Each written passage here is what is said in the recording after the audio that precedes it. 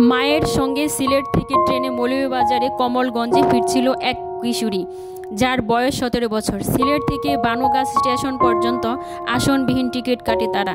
ট্রেনের বগিতে ভিড় থাকায় ভুল করে কুলাউড়া জংশন স্টেশনে নেমে পড়ে কিশোরী, কিন্তু মাকে খুঁজে না পেয়ে তার সন্দেহ হয়। তবে তার মধ্যে ট্রেন ছেড়ে দেয়। বাড়িতে ফিরতে পরবর্তী ট্রেনের জন্য অপেক্ষা করছিল সেই কিশোরী। তখন আক্তার আলী নামের এক গাড়ি চালকের সাথে তার পরিচয় হয়। ওই ব্যক্তি তাকে বাড়িতে পৌঁছে দেওয়ার কথা বলে দর্শন করে, এমনকি কিশোরীকে জিম্মি করে তার স্বজনের কাছ থেকে 20,000 টাকা দাবি করে। এভাবে দিনের পর দিন দেশের নারী নির্যাতনের চরমভাবে বেড়েছে।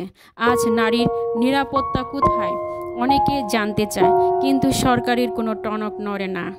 কয়েকবার ঘুরে সহায়তার টাকা না পেয়ে জুলাই ফাউন্ডেশনের অফিস কক্ষ ভাঙচুর করেছেন জুলাই গণ অভ্যুত্থানের আহতদের কয়েকজন।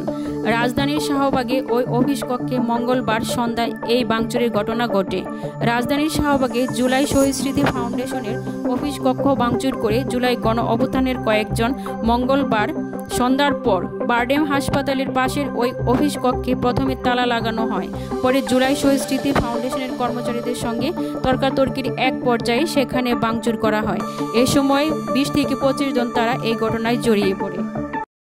এদিকে সারা দেশে আওয়ামী লীগের মিছিল চলছে স্লোগানে শেখ হাসিনাকে ফিরিয়ে আনার জন্য।